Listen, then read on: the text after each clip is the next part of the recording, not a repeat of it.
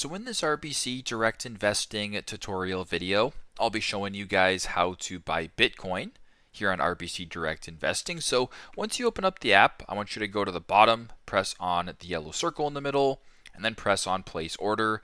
Now at the top here, instead of just searching up Bitcoins, if I were to go ahead and do that right now, it could get a little bit confusing into what these results may be.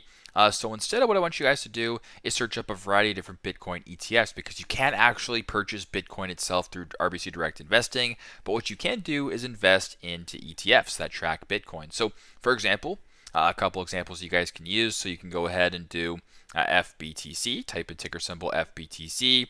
This is the Fidelity Advantage Bitcoin ETF. Another one that comes to mind is IBIT, IBIT. That's one, BTCC. So there's a bunch of different Bitcoin ETFs that you can buy. So for example, if you wanted to buy this one, I'll just go ahead and select this one right here.